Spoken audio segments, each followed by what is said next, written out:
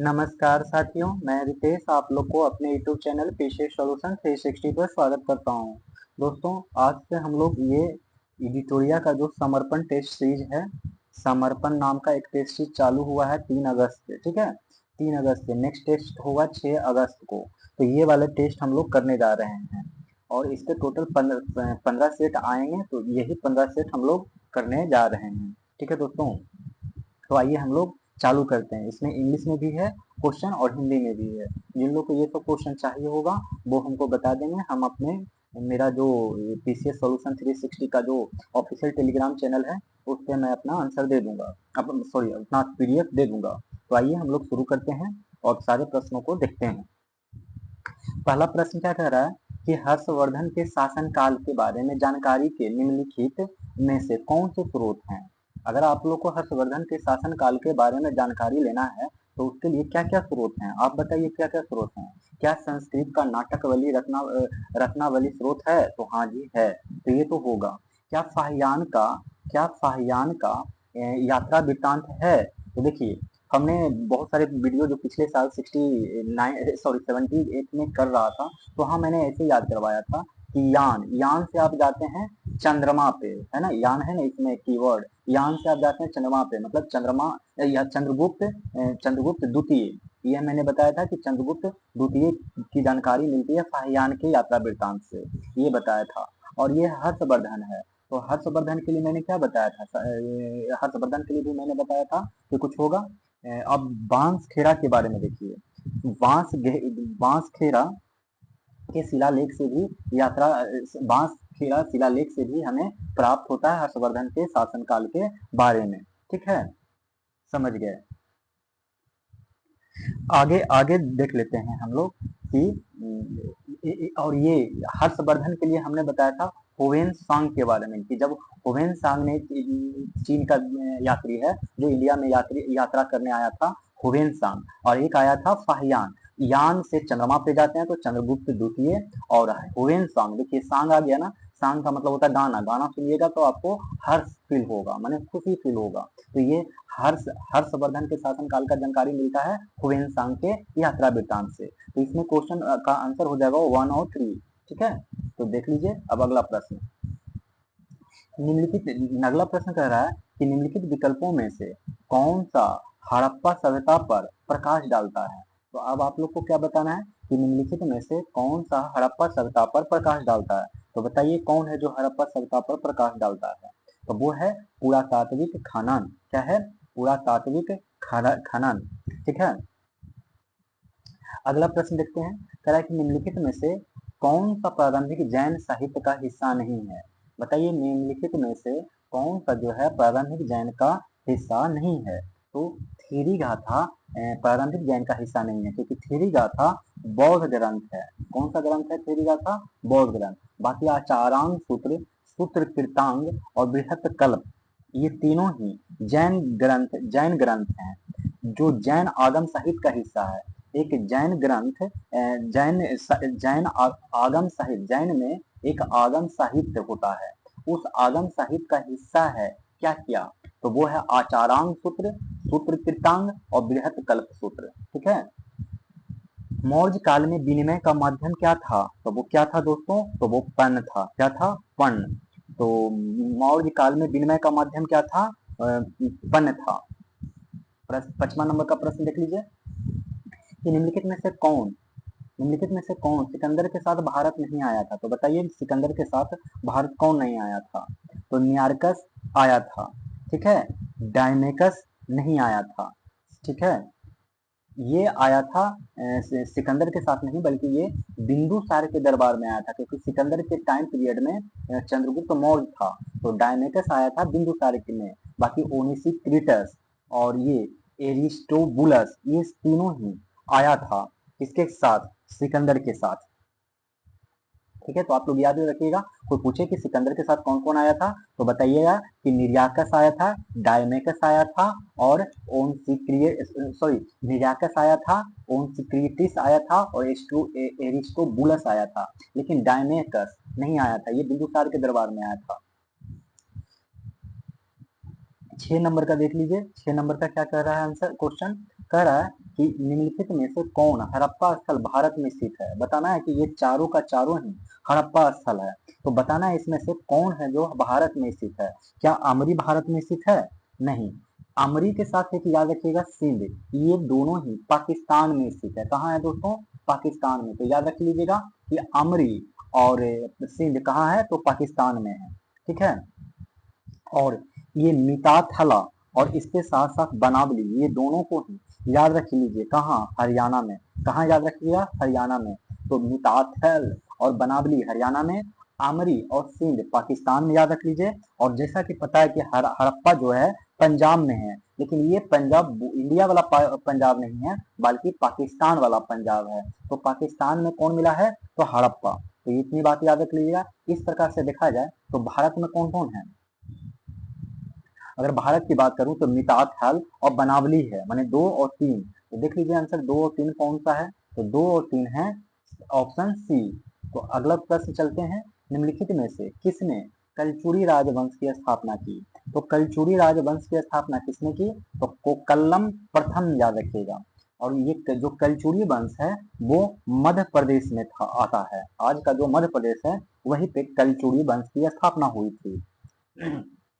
और ये जो कलचुरी वंश है, कलचुरी राजवंश जो कि मध्य प्रदेश में है, इसने अपनी राजधानी त्रिपुरी को बनाया था।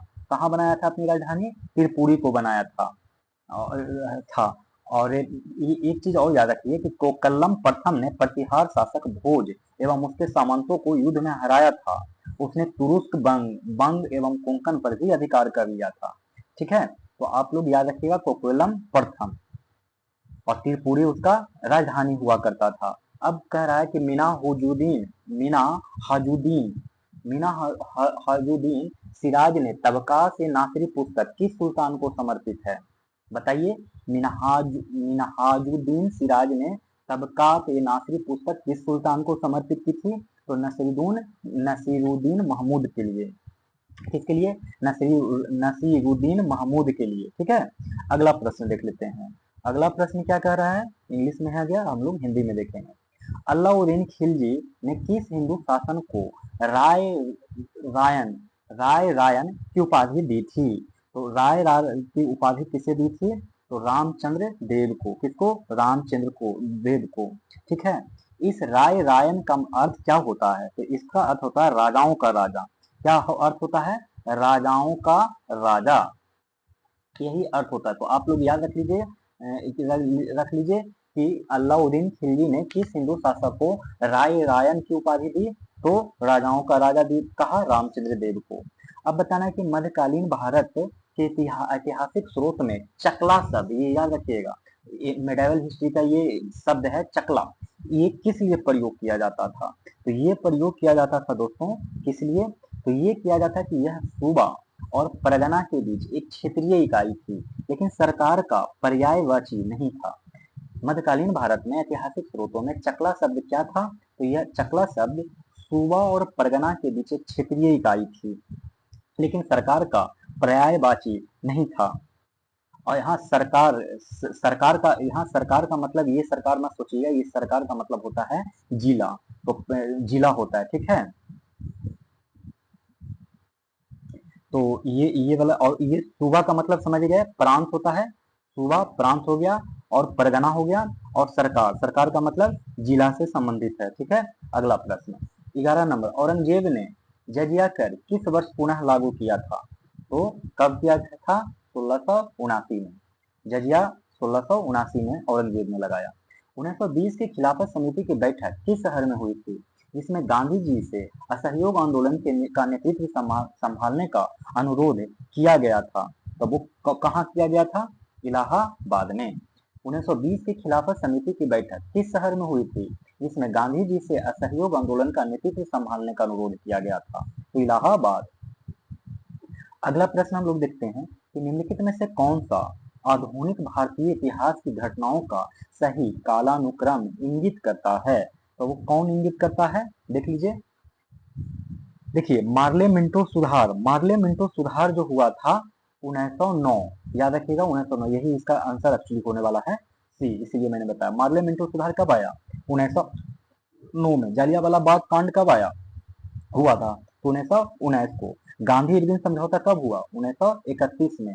और अगस्त प्रस्ताव कब आया? 1940 में। तो इसी वजह से ये हो गया कि मार्ले मिंटो सुधार 1909 में, जालियांवाला कांड 1919 में, और गांधी इरविन समझौता 1931 में, और अगस्त प्रस्ताव 1940 में। किस स्वतंत्रता सेनानी ने लाठी और अखाड़ा क्लब की स्थापना की? तो बताइए, किस स्वतंत्रता सेनानी ने लाठी और अखाड़ा अखाड़ा क्लब की स्थापना की?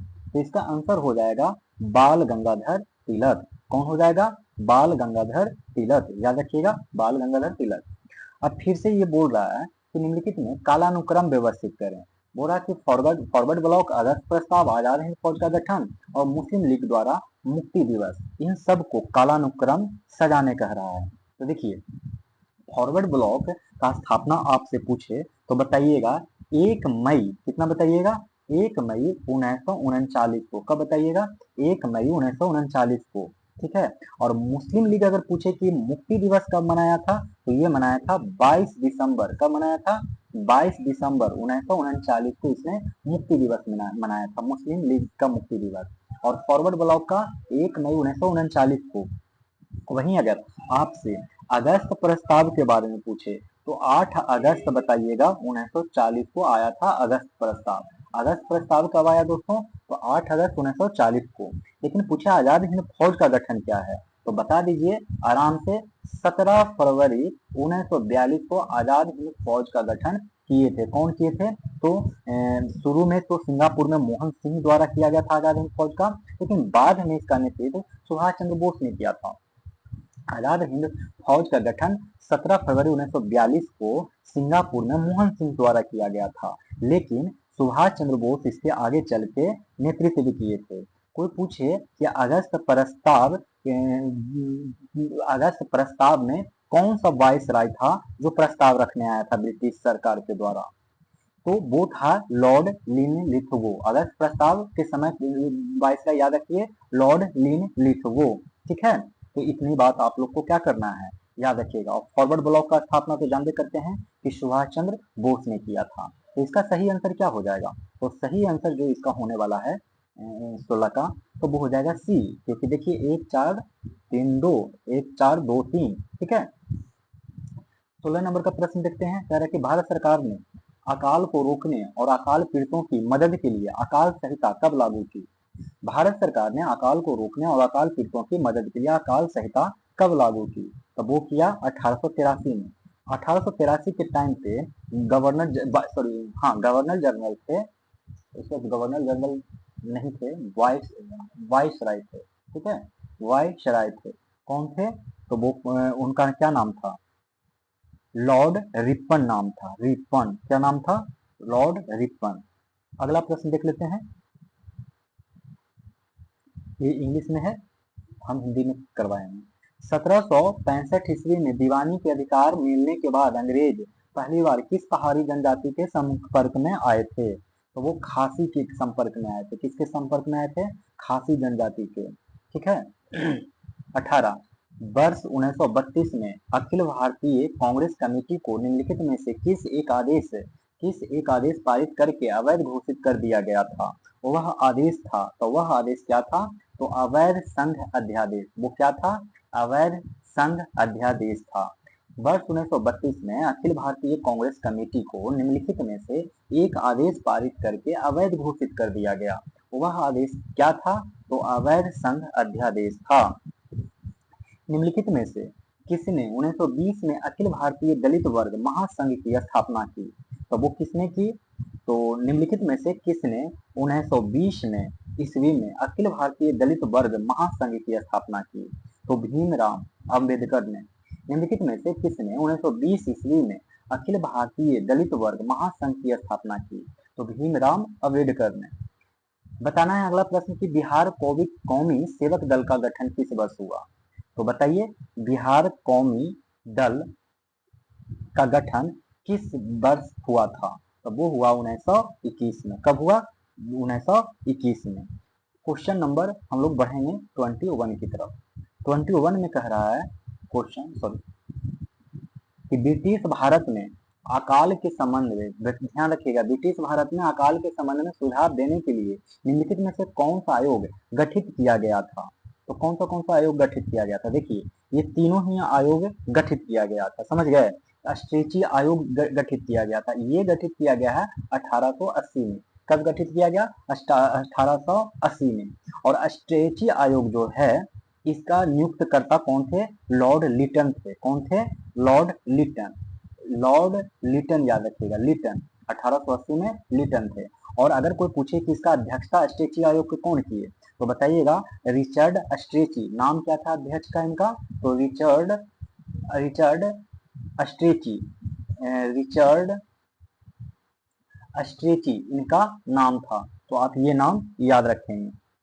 और इसमें कारण बना था कि 1876-78 के महान अकाल में मुख्य रूप से मद्रास और प्रेसिडेंसी में बहुत ज्यादा जबरदस्त अकाल आया था 1876-78 में।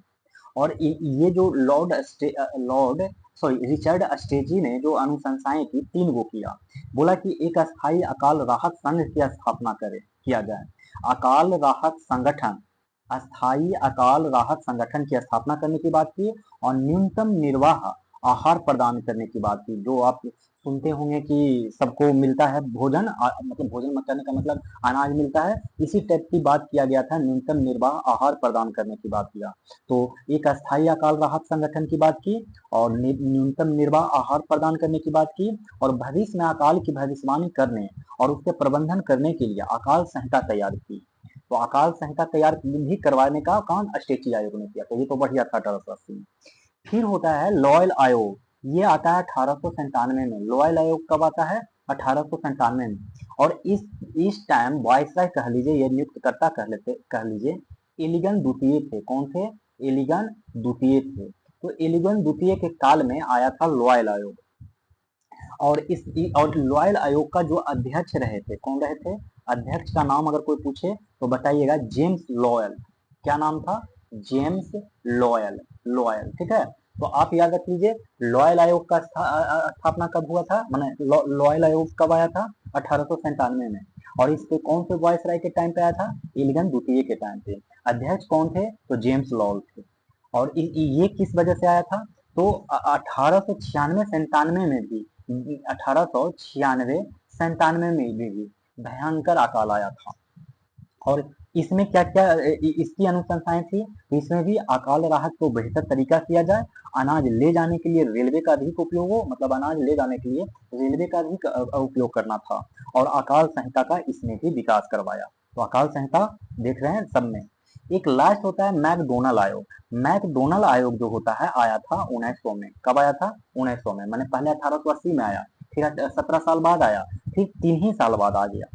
इसमें भी हुआ था कि 1899 से जब ये वही है 99 और 1900, जब जब हमारा ये कौन था, हाँ, इस वक्त जो वायसराय आया था, करजन आ चुका था 1900 में। कौन आ गया था? करजन आ चुका था। और इसके जो अध्यक्ष रहे थे, वो अध्यक्ष रहे थे sir Anthony McDonnell. Sir Anthony McDonnell इसके अध्यक्ष रहे थे। इसने भी अनुशंसाएं की थी। इसने बोला था कि देखो, अकाल संहिता जो बनाया गया उसको संशोधन कर दीजिए। और बोला, दूसरा पॉइंट इसने सुझाव दिया कि सिंचाई विकास किया जाए, भू राजस्व में सुधार किया जाए, और कृषि सुधार किया जाए। 3 सुधार की बात किया गया, कृषि सुधार, भू राजस्व सुधार और सिंचाई विकास। और बोला संशोधित और अकाल संहिता को संशोधन किया जाए। तो याद रखिए, अस्ट्रेची आयोग आया था 1880 में, लॉर्ड लिटन के काल में। अध्यक्ष थे रिचर्ड अस्ट्रेची। फिर 1897 में आया एलिगन द्वितीय के काल में, इसमें भी अध्यक्ष थे जेम्स लॉयल। और 1896-97 में अकाल आया था, जिसकी वजह से आया। मैकडोनाल्ड आयोग आया था करजन के नेतृत्व में। और सर एंथनी मैकडोनाल्ड इसके अध्यक्ष रहे थे। किस युद्ध में मैसूर, मराठा, हैदराबाद के निजाम ने मिलकर अंग्रेजों के खिलाफ लड़ाई लड़ी थी? तब वो था पहला एंग्लो मैसूर युद्ध। ये हुआ था 1767 से 69 के दौरान ये युद्ध हुआ था, ठीक है। 23 नंबर का देखिए कि क्रांतिकारी गतिविधियों से संबंधित समाचार पत्रों की गलत जोड़ी को पहचानिए। तो देखिए, गलत जोड़ी को पहचानिए और बताइए कि क्या क्या सही होगा, ठीक है।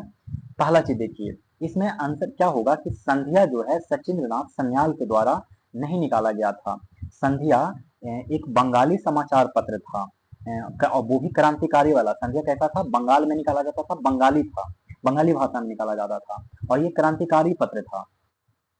लेकिन इसका संपादन सचिंद्र नाथ सन्याल ने नहीं बल्कि ब्रह्मा ब्रह्मा बांधव उपाध्याय ने किया था।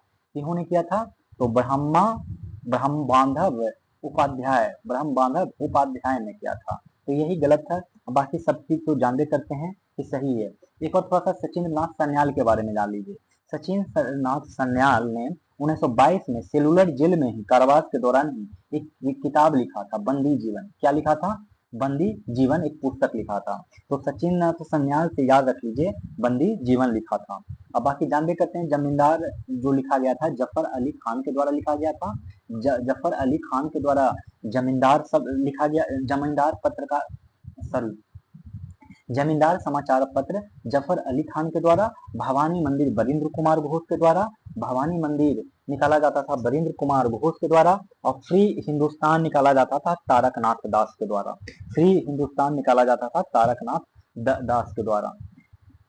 अगला प्रश्न इसमें कह रहा है कि लॉर्ड मेयो के बारे में बताना है। तो देखिए, लॉर्ड मेयो भारत के 5वें वायसराय थे। तो नहीं, 5वें नहीं, 4थे वायसराय थे। कितने नंबर के थे? 4थे नंबर के। तो ये तो गलत हो गया भाई। अब पूछ रहा है इसमें से सही कथन, तो एक तो होना नहीं। भारत में पहली जनगणना लॉर्ड मेयो के शासनकाल के दौरान की गई थी। तो ये तो पॉइंट बिल्कुल ही सही है कि भारत में पहली जनगणना लॉर्ड मेयो के शासनकाल के दौरान हुई। और इनकी मृत्यु 1872 के 8 फरवरी को पोर्ट ब्लेयर में हुई, और उन्हें डबलिन में दफनाया गया। पोर्ट ब्लेयर में मृत्यु, डबलिन में दफनाना हुआ इनका। तो ये बात भी क्या है? सही है। 8 फरवरी 1872 को इनका मौत हुआ था। लॉर्ड मेयो 1869 से 1872 तक भारत के वाइसराय रहे।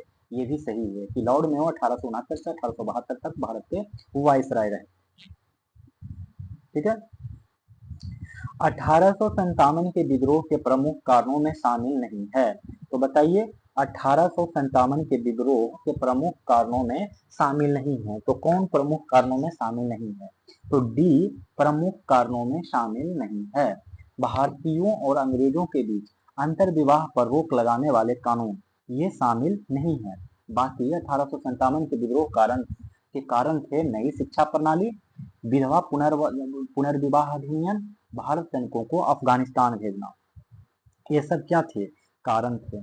26 नंबर का प्रश्न देख लीजिए, मिलान करने कह रहा है। तो चलिए हम लोग मिलान करते हैं, कर लेते हैं। और क्या, देखिए, ये है मिलान करने वाले चीज। पहला कह रहा है कि भारतीय राष्ट्रीय कांग्रेस की पहली भारतीय महिला अध्यक्ष कौन थी? तो सरोजिनी नायडू थी। कौन थी? सरोजिनी नायडू थी। जालियांवाला बाग हत्याकांड के समय भारत का वायसराय कौन था? तो लॉर्ड चेम्सफोर्ड था। कौन था? Lord Chelmsford. और 1935 में स्थापित संघीय न्यायालय के पहले मुख्य न्यायाधीश कौन थे? तो सर मॉरिस गवायर थे। कौन थे? Sir Maurice Gwyer. और 1882 में गठित भारतीय, इसको थोड़ी देर के बाद देखते हैं, पहले इतना याद कर लीजिए। कह रहा है कि भारतीय राष्ट्रीय कांग्रेस की पहली भारतीय महिला अध्यक्ष कौन थी? सरोजिनी नायडू। जालियांवाला बाग हत्याकांड समय भारत के वायसराय कौन थे? तो लॉर्ड चेम्सफोर्ड। और 1935 में स्थापित संघीय न्यायालय के पहले मुख्य न्यायाधीश कौन थे? तो मॉरिस गवायर। एक लास्ट क्वेश्चन है कि 1882 में गठित भारतीय शिक्षा आयोग के अध्यक्ष कौन थे? तो वो कौन थे? W Hunter. वो कौन थे? W Hunter. 27 नंबर का प्रश्न देखते हैं। कह रहा है कि निम्नलिखित में से किसने अलीपुर षड्यंत्र मामले में अरबिंदो घोष का बचाव किया था? तो बताइए, अलीपुर षड्यंत्र मामले में अरबिंदो घोष का किसने बचाव किया था? तो वो बचाव किया था चितरंजन दास ने। किसने बचाव किया था? चितरंजन दास ने। 28 नंबर का प्रश्न देख लेते हैं हम लोग कि 28 नंबर में क्या बोल रहा है। कह रहा है कि हंटर आयोग के रिपोर्ट को किसने बेशर्म सरकारी लिपापोती का पन्ना दर पन्ना बताया? तो हंटर आयोग की रिपोर्ट को किसने बेशर्म सरकारी लिपापोती का पन्ना दर पन्ना बताया? तो वो बताया महात्मा गांधी ने। किसने बताया? महात्मा गांधी ने बताया। निम्नलिखित में से किसने कहा था कि रैयतवाड़ी एक ऐसी व्यवस्था है जो भारत में हमेशा से प्रचलित रही है? किसने बताया था कि रैयतवाड़ी है? तो थॉमस मुनरो ने। थॉमस मुनरो ने कहा था कि रैयतबारी एक ऐसी व्यवस्था है जो भारत में हमेशा से प्रचलित रही है। भारत में ब्रिटिश शासन के संदर्भ में निम्नलिखित कथनों पर विचार करें। तो बताइए, निम्नलिखित कथनों पर विचार करिए और क्या होगा इसका सही आंसर एक्चुअली पूछा जा रहा है ब्रिटिश शासन के बारे में। पहला कहा जा रहा है कि प्रेस सेंसरशिप अधिनियम 1799 के अनुसार प्रकाशक के लिए सभी सामग्री को पूर्व सेंसरशिप निरीक्षण के लिए सरकार के सचिव को प्रस्तुत करना आवश्यक था। तो बिल्कुल सही। प्रेस सेंसरशिप अधिनियम 1799।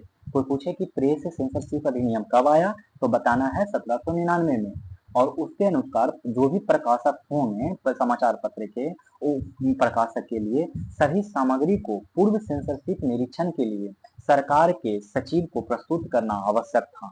दूसरा कह रहा है कि जॉन एडम्स को लाइसेंसिंग विनिमय 1823 के परिणाम स्वरूप, माने जॉन एडम्स ने लाइसेंसिंग विनिमय 1823 के परिणाम स्वरूप राजा मोहन राय को अपने मिरात उल अखबार का प्रकाशन रोकना पड़ा। ठीक है, तो राजा राम मोहन राय को अपना मिरात उल अखबार को प्रकाशन रोकना पड़ा था। अब यहाँ से स्टार्ट हो जाएगा साइंस का। तो स्टैलेग्मोमीटर का उपयोग निम्नलिखित में से किसको मापन के लिए किया जाता है? तो ये पृष्ठ तनाव के मापन के लिए किया जाता है। और गतिज श्यानता के लिए कौन सा मशीन इस्तेमाल किया जाता है? तो विस्कोमीटर। कौन सा? विस्कोमीटर। तो विस्कोमीटर से क्या मापा जाता है? गतिज श्यानता। और स्टाइलेग्मोमीटर से पृष्ठ तनाव। और रिफ्रैक्टोमीटर क्या है? रिफ्रैक्टोमीटर से क्या मापा जाता है? तो वो अपवर्तक सूचकांक। और ऑप्टिकल गतिविधि, ये माने प्रकाशीय सक्रियता को मापा जाता है पोलरीमीटर से। किस चीज से? पोलरीमीटर से मापा जाता है। पोलरीमीटर से प्रकाशीय सक्रियता मापा जाता है। 32 नंबर का प्रश्न देख लेते हैं जल्दी से। क्या कह रहा है कि ऋणात्मक त्वरण निम्नलिखित में से किसकी दिशा के विपरीत है? तो वो किसकी दिशा के विपरीत है? तो वो है वेग की दिशा के विपरीत है। ऋणात्मक त्वरण निम्नलिखित में से किसकी दिशा के विपरीत है? तो वेग के। परिदर्शी यानी पेरिस्कोप किस सिद्धांत पर कार्य करता है?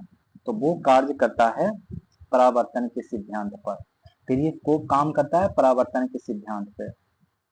ट्रांसफार्मर को कोर बनाने के लिए किसका उपयोग किया जाता है? तो वो किया जाता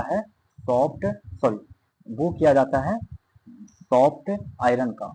ट्रांसफार्मर का कोर बनाने के लिए किसका उपयोग किया जाता है? तो सॉफ्ट आयरन का। बोस आइंस्टीन कंडेंसेट की गतिज ऊर्जा है, तो वो गतिज ऊर्जा कौन है? तो बहुत कम। बोस आइंस्टीन कंडेंसेट की गतिज ऊर्जा बहुत ही कम होता है। गैस को द्रव में बदलने के लिए कौन सी स्थिति सबसे उपयुक्त है?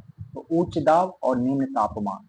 गैस को द्रव में बदलने के लिए कौन सी स्थिति सबसे उपयुक्त है? तो उच्च दाबमान और निम्न तापमान। प्रति चुंबकीय पदार्थ की चुंबकीय प्रकृति क्या है? तो वो क्या हो सकता है? ऋणात्मक। प्रति चुंबकीय पदार्थ की चुंबकीय प्रकृति क्या है? ऋणात्मक। यदि एक गोलाकार दर्पण को किसी द्रव में डुबोया जाए तो उसकी फोकस दूरी पर क्या प्रभाव पड़ेगा? तो उसकी फोकस दूरी अपरिवर्तित रहेगा। यदि एक गोलाकार दर्पण को किसी द्रव में डुबोया जाए तो उसकी फोकस दूरी पर क्या प्रभाव पड़ेगा? तो अपरिवर्तित रहेगा।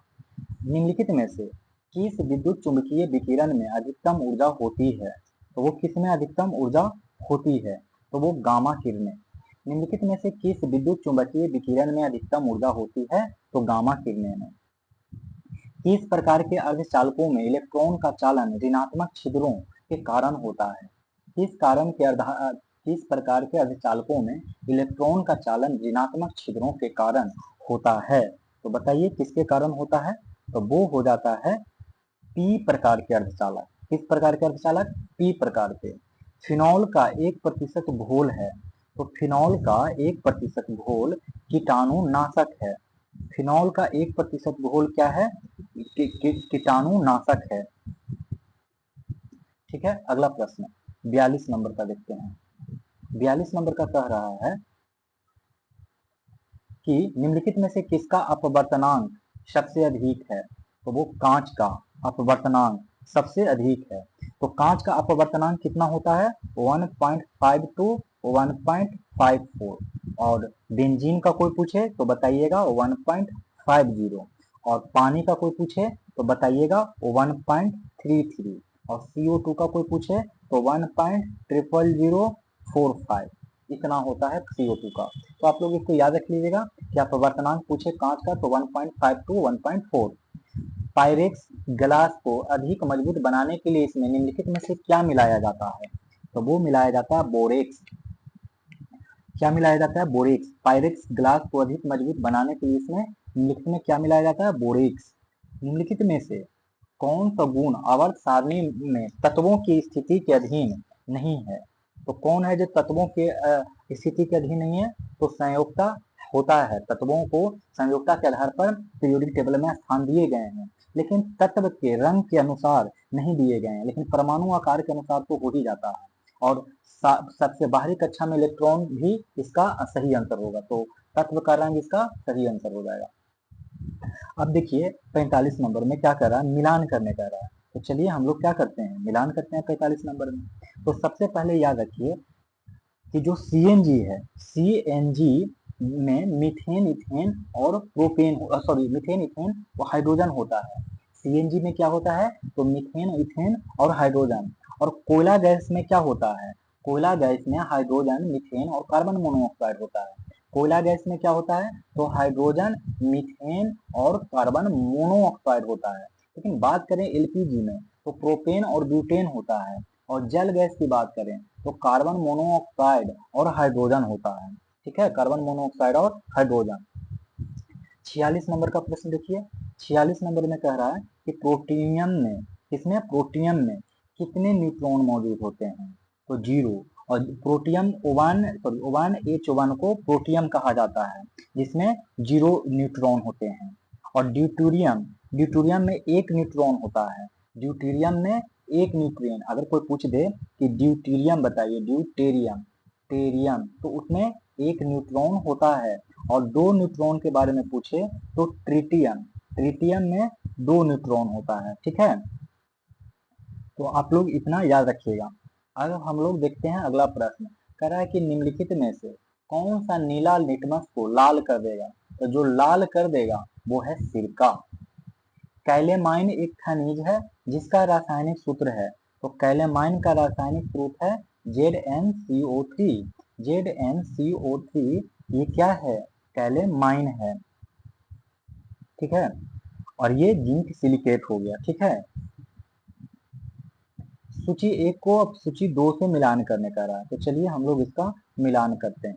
मिलान करिएगा तो पाइएगा कि क्या पाइएगा, तो देखते हैं कि क्रैकिंग होता है पेट्रोलियम। क्रैकिंग से प्राप्त होता है पेट्रोलियम। प्रगलन से प्राप्त होता है तांबा। प्रगलन से प्राप्त होता है तांबा। हाइड्रोजनीकरण से होता है खाद्य वसा प्राप्त। अब बल्कनीकरण प्रोसेस है रबर बनाने का, रबर। अब 50 नंबर की तरफ हम लोग बढ़ेंगे। 50 नंबर में क्वेश्चन देखिए क्या कह रहा है कि स्थिर तापमान पर किसी गैस के निश्चित द्रव्यमान का आयतन कम करने पर दाब क्या होता है? बढ़ेगा। स्थिर तापमान पर किसी गैस के निश्चित द्रव्यमान का आयतन कम करने पर दाब बढ़ेगा। वह सबसे छोटा जीव कौन सा है जो अपने आप विकसित और प्रजनन करने में सक्षम है? तो वो कौन है? तो वो है माइकोप्लाज्मा। वो कौन है? माइकोप्लाज्मा है। फूल का प्रजनन भाग कौन सा है? तो फूल का प्रजनन भाग कौन सा है? तो पुंकेसर और अंडक। पुंकेसर और अंडक फूल का प्रजनन भाग है। शरीर की वृद्धि और नई कोशिकाओं के निर्माण के लिए सबसे आवश्यक पोषक तत्व कौन सा है? तो वो है प्रोटीन। शरीर की वृद्धि और नई कोशिकाओं के निर्माण के लिए सबसे आवश्यक पोषक तत्व कौन सा है? तो प्रोटीन। नींद की बीमारी किस जानवर के कारण होती है? जानवर पूछ रहा है कि किस जानवर के कारण होता है? तो वो है ट्रिपैनोसोमा। ट्रिपैनोसोमा के कारण क्या होता है? तो बहुत ज्यादा नींद का बीमारी आ जाता है। हम लोग देखेंगे 55 नंबर प्रश्न। 55 नंबर में क्या कह रहा है कि mRNA वैक्सीन निम्नलिखित में से किससे संबंधित है? तो वो है कोरोना वायरस से। mRNA वैक्सीन किससे संबंधित है? कोरोना वायरस से। निम्नलिखित में से कौन सी एक मादक दर्दनाशक दवा है? तो वो कौन है मादक दर्दनाशक दवा? तो वो हो जाएगा आपको, कौन सा आंसर हो जाएगा? मॉर्फिन। क्या है? मॉर्फिन। कौन सा वर्णक पौधों को पराबैंगनी किरणों के हानिकारक प्रभावों से बचाता है? तो हानिकारक प्रभावों से कौन बचाता है? तो बचाता है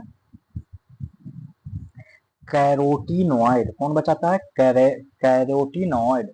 कौन सा वर्णक पौधों को पराबैंगनी किरणों के हानिकारक प्रभावों से बचाता है? तो कैरोटीनॉइड। ठीक है। और एक फाइकोसाइनिन के बारे में थोड़ा सा जान लीजिए। कह रहा है कि यह मुख्य रूप से साइनोबैक्टीरिया और कुछ शैवाल में पाए जाने वाले वर्णक हैं, उच्च पौधों में नहीं। कहाँ कहाँ पाया जाता है? तो साइनोबैक्टीरिया और शैवाल में पाया जाता है, माने जो बड़े बड़े पौधे होते हैं, लंबे लंबे ऊंचे ऊंचे, उसमें नहीं। यह स्थलीय पौधों में यूवी सुरक्षा में शामिल नहीं है। ये यूवी सुरक्षा में शामिल है दोस्तों, लेकिन ये शैवाल और साइनोबैक्टीरिया में शामिल है, लेकिन स्थलीय पौधों में नहीं। स्थलीय पौधों के बारे में कहा जाए तो कैरोटीनॉइड होता है। ठीक है। और प्लास्टिड, प्लास्टिड में आपको पता होगा कि क्लोरोप्लास्ट होते हैं, जिनमें क्लोरोफिल और कैरोटीनॉइड जैसे वर्णक होते हैं। इसी में प्लास्टिड में ही मतलब ऑप्शन ए और ऑप्शन बी प्रेजेंट होते हैं। प्लास्टिड स्वयं वर्णक नहीं होते हैं और सीधे तौर पर यूवी सुरक्षा प्रदान नहीं करते हैं। आप कहिएगा कि देखिए ए और बी तो दोनों है इसमें, तो प्लास्टिड ही करेगा पराबैंगनी? नहीं, ये खुद नहीं होता, बल्कि इन दोनों के मदद से होता है। तो चलिए अब हम लोग 58 नंबर की तरफ बढ़ते हैं। कह रहा है कि निम्नलिखित में से किस प्रक्रिया में ऊष्मा उत्पन्न होता है? तो वो है श्वसन में। निम्नलिखित में से किस प्रक्रिया में ऊष्मा ऊर्जा उत्पन्न होता है? तो श्वसन। निम्नलिखित में से किसने बताया कि कोशिकाएं विभाजित होती है और मौजूदा कोशिकाओं के विभाजन से नए कोशिकाएं बनती है? तो वो, इसका आंसर क्या हो जाएगा 59 का? तो 59 का आंसर हो जाएगा बिरचो। कौन हो जाएगा? बिरचो। कौन? बिरचो। और हेकल, हेकल के बारे में अगर बताया जाए तो जीवन के 3 साम्राज्य का प्रस्ताव रखा था। जीवन के कितने साम्राज्य का? 3 साम्राज्य का प्रस्ताव रखा। और पारिस्थितिकी और प्रोटिस्टा रखा। पारिस्थितिकी, प्रोटिस्टा जैसे शब्द भी गहरे। तो अगर कोई पूछे हेकल के बारे में कि पारिस्थितिकी किसने बोला, तो इसी ने बोला, हेकल ने। और बोले प्रोटिस्टा किसने बोला? इसी ने बोला। ठीक है। अब हम लोग देखते हैं हुक के बारे में। हुक क्या कह रहा था? हुक कह रहा था, इसने 1665 ईस्वी में ही क्या किया कि माइक्रोस्कोप के नीचे कॉर्क का निरीक्षण करके बताया बताया कि कोशिका होता है, लेकिन कोशिका विभाजन के बारे में हुक ने नहीं बताया। और स्लाइडेन के बारे में कहा जाता है कि ये वनस्पति शास्त्री थे, जिन्होंने स्वान के साथ मिलकर, किनके साथ? स्लाइडेन और स्वान, याद होगा। तो स्वान के साथ मिलकर कोशिका के सिद्धांत का, माने मूल कोशिका सिद्धांत दिया कि सभी पौधे कोशिकाओं से बने होते हैं, लेकिन यह नहीं बताया कि नई कोशिकाएं कैसे बनती है। इन्होंने कोशिकाएं कैसे बनती है ये नहीं बताया, मतलब सेल डिवीजन के बारे में मौन थे। पौधों में लचीलापन किस ऊतक के कारण होता है? बताइए क्यों होता है? तो कोलेन कायमा के कारण। किसके कारण? कोलेन कायमा के कारण होता है। ठीक है। और ये पैरेन कायमा क्या होता है? तो ये एक पतली दीवार वाली जीवित कोश का होता है। ये तो जीवित कोश का होता है, लेकिन पतली दीवार वाला। और ये करता क्या है? तो मुख्य रूप से भंडारण करता है, यानी खाने का, प्रकाश संश्लेषण करता है और बुनियादी चयापचय कार्यों में शामिल होता है। ठीक है। और स्क्लेरेन कायमा क्या करता है? तो ये मोटी होता है और लिग्निफाइड दीवारों वाली मृत कोशिकाओं से बना होता है। स्क्लेरेन कायमा कठोरता और ताकत प्रदान करता है। स्क्लेरेन कायमा क्या करता है? तो कठोरता प्रदान करता है और ताकत प्रदान करता है। यह वास्तव में पौधे के अंगों को कठोर और सख्त बनाने के काम आता है। और एरेनकाइमा एक विशिष्ट प्रकार का पादप ऊतक है, जिसकी कोशिकाओं के भीतर बड़े वायु स्थान होते हैं, जो गैस विनिमय और उत्प्लावन को सुगम बनाते हैं, विशेष रूप से जलीय और आर्द्र भूमियों में। अब यहाँ से स्टार्ट हो जाता है पॉलिटी के क्वेश्चन में। पहला क्वेश्चन कर रहा है कि पंचायती राज संस्थाओं में अनुसूचित जातियों और अनुसूचित जनजातियों के लिए आरक्षण किस अनुच्छेद के तहत प्रदान किया गया है? तो वो है 243 का डी। पंचायती राज संस्थाओं में अनुसूचित जातियों और अनुसूचित जनजातियों के लिए आरक्षण किस अनुच्छेद के तहत प्रदान किया गया? तो 243 का डी। अब देखते हैं 62 नंबर का प्रश्न। 62 नंबर में क्या कह रहा है? 62 नंबर में कह रहा है कि मिलान करने कह रहा है। तो चलिए हम लोग देखते हैं। मिलान नहीं करने कह रहा है, कह रहा है कि कौन सा सुमेलित नहीं है, मैंने गलत कौन है। तो देख लेते हैं कि गलत कौन है। कह रहा है कि अनुच्छेद 124 सर्वोच्च न्यायालय अभिलेख न्यायालय होगा। तो ये गलत है, ये नहीं है। एक्चुअली 124 अनुच्छेद जो है वो सर्वोच्च न्यायालय की स्थापना और गठन से संबंधित है।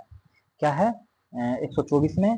तो अनुच्छेद 124 में सर्वोच्च न्यायालय के गठन और स्थापना, मतलब सुप्रीम कोर्ट के स्थापना से संबंधित है और गठन से संबंधित है। क्या चीज से? गठन से। ठीक है।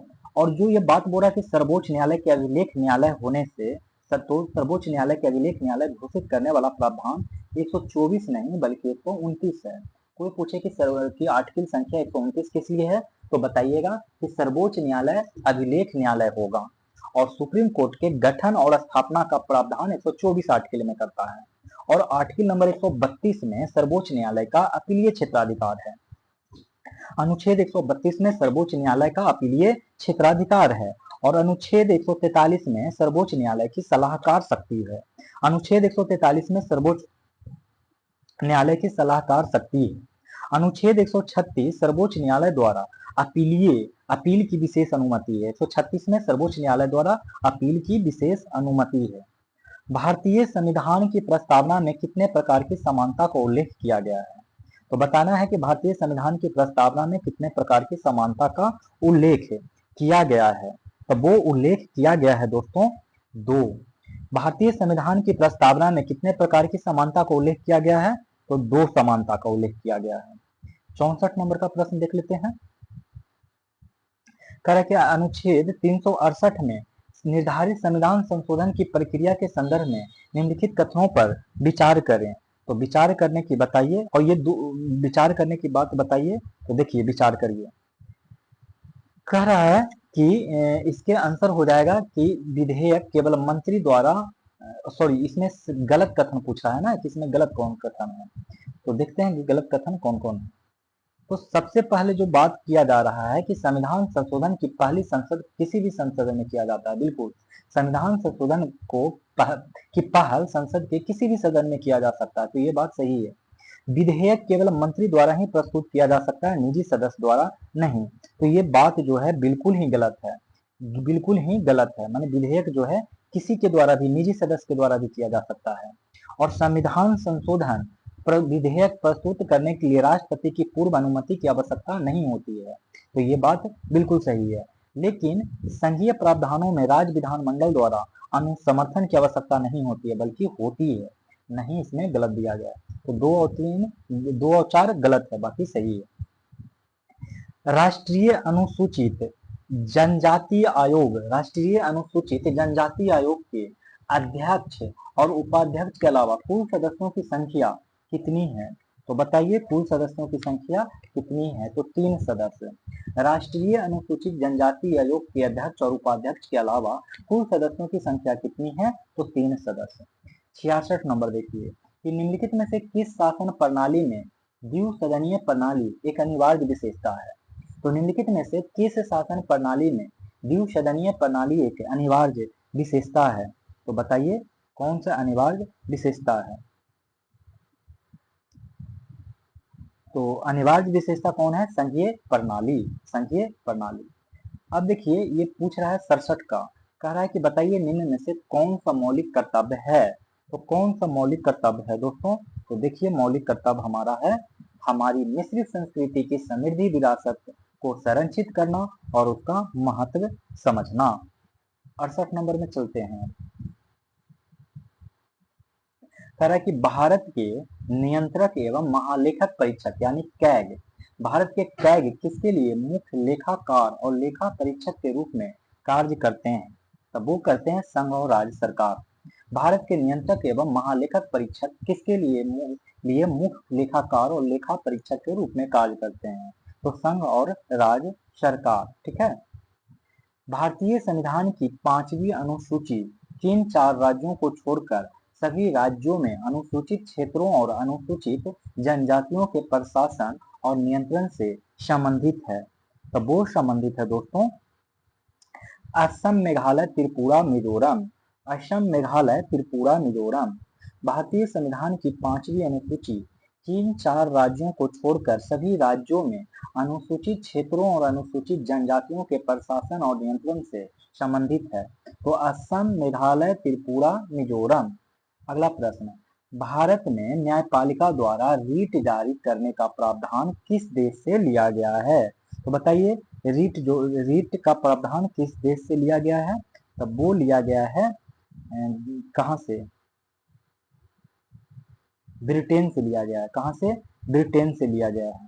ठीक है, हम लोग देखेंगे अगला 71 नंबर का प्रश्न। 71 नंबर में कह रहा है कि निम्नलिखित में से सही विकल्प को चुनें।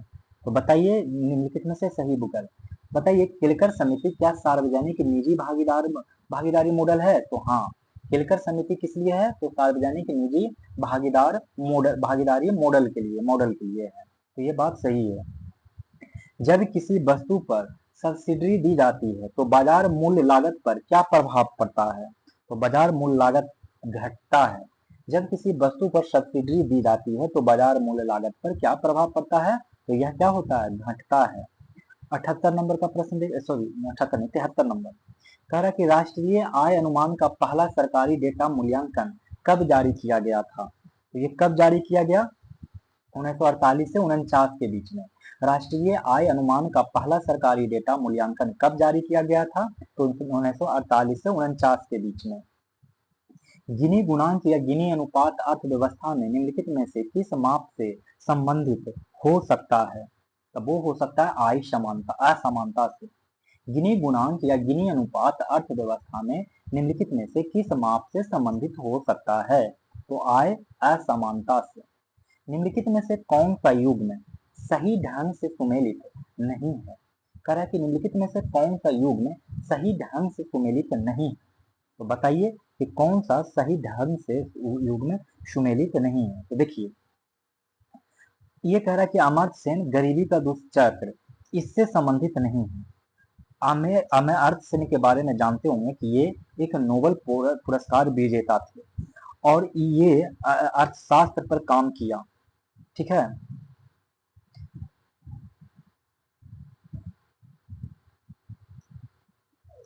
गरीबी के दुष्चक्र से संबंधित नहीं है, बल्कि गरीबी के दुष्चक्र से संबंधित रैगनर नर्कसे हैं। कौन थे? रैगनर नर्कसे थे। बाकी अल्फ्रेड मार्शल सीमांत उपयोगिता सिद्धांत से संबंधित है। अल्फ्रेड मार्शल किससे संबंधित है? तो वो संबंधित है सीमांत उपयोगिता सिद्धांत से। और जे एन किन से संबंधित है ब्याज की तरलता वरीयता सिद्धांत से। जे एन किन्स ब्याज की तरलता वरीयता सिद्धांत से संबंधित है। और कार्ल मार्क्स अधिशेष मूल्य सिद्धांत से। कार्ल मार्क्स अधिशेष मूल्य सिद्धांत से संबंधित है। संतुलित विकास सिद्धांत के अनुसार अविकसितता का प्राथमिक कारण क्या है? तो वो है गरीबी का दुष्चक्र। संतुलित विकास सिद्धांत के अनुसार अविकसितता का प्राथमिक कारण क्या है? तो गरीबी का दुष्चक्र। अब देखिए, आर्थिक सर्वेक्षण रिपोर्ट वित्त मंत्रालय के किस विभाग द्वारा जारी किया जाता है? ये तो बहुत ही आसान सवाल है कि आर्थिक मामलों का विभाग। आर्थिक सर्वेक्षण रिपोर्ट वित्त मंत्रालय के किस विभाग द्वारा जारी किया जाती है? तो आर्थिक मामलों का विभाग। 78 नंबर का प्रश्न देख लेते हैं क्या कह रहा है। कह रहा है कि भारतीय मानव विकास रिपोर्ट हर साल गांवों के लिए निम्नलिखित नहीं देती है। कह रहा है कि भारतीय मानव विकास रिपोर्ट हर साल गांवों के लिए निम्नलिखित नहीं देती है। क्या नहीं देती है? तो बेरोजगारी से संबंधित सूचकांक नहीं देती है। बाकी बुनियादी ढांचा और सुविधाएं सूचकांक देती है। शिक्षा से संबंधित सूचकांक भी देती है और स्वास्थ्य से संबंधित सूचकांक भी क्या करती है? देती है। तो तीन चीज का याद रखिएगा कि बुनियादी ढांचा और सुविधा सूचकांक दिया देता है। शिक्षा से संबंधित सूचकांक देता है और स्वास्थ्य से संबंधित सूचकांक देता है मानव विकास रिपोर्ट, भारतीय मानव विकास रिपोर्ट। और लेकिन बेरोजगारी से संबंधित सूचकांक नहीं देता है। बैंकों को अपने नकद शेष और कुल परिसंपत्तियों के बीच एक निश्चित अनुपात बनाए रखना होता है, जिसको कहते हैं, क्या कहते हैं? सांविधिक सरलता अनुपात, माने स्टैच्यूरी लिक्विडिटी रेशियो, सांविधिक सरलता अनुपात।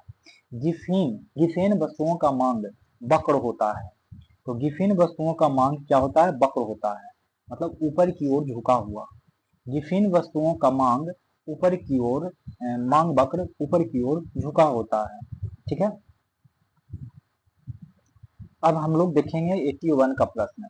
कह रहा है पृथ्वी के आंतरिक भाग में उच्च ताप एवं दबाव के कारण कौन सी चट्टान का निर्माण होता है? तो वो कायांतरिक चट्टान।